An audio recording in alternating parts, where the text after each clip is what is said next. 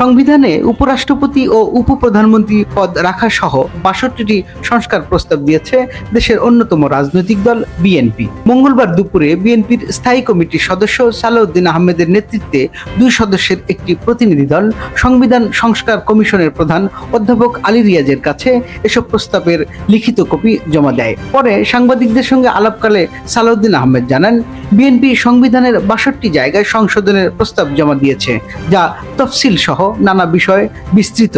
তিনি বলেন, প্রস্তাবনায় বিপ্লব ও বর্তমান বাস্তবতার মধ্যে সমন্বয় এবং একনায়কতন্ত্র রোধের সুপারিশ করা হয়েছে। এছাড়া জুডিশিয়ারির ক্ষেত্রেও কিছু প্রস্তাবনা দেওয়া হয়েছে।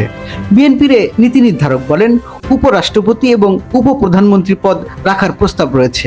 আমরা নির্বাহী, বিচার এবং আইন সহ সব বিষয়ে প্রস্তাব দিয়েছি, যাতে ক্ষমতার ভারসাম্য বজায় থাকে। বিএনপি নেতা জানান, এসব প্রস্তাবনা সংবিধান সংস্কার কমিশন সরকারের কাছে উপস্থাপন করবে এবং যে কোনো বিষয়ে দ্বিমত থাকলে পরবর্তী সময়ে নির্বাচিত সরকার সিদ্ধান্ত নেবে। অধ্যাপক আলী রিয়াজ সাংবাদিকদের জানান, প্রস্তাবনা এখনো তারা পর্যালোচনা করেননি, সবাই মিলে আলোচনা করে প্রয়োজনীয় সুপারিশ করা হবে। তিনি বলেন, আমরা রাজনৈতিক দলগুলোর সঙ্গে কথা বলে আমাদের সুপারিশগুলো করতে চাই। নির্বাচনের বিষয়ে অন্তর্বর্তী সরকার সিদ্ধান্ত নেবে এবং আমরা সারাংশ নিয়ে কাজ করব।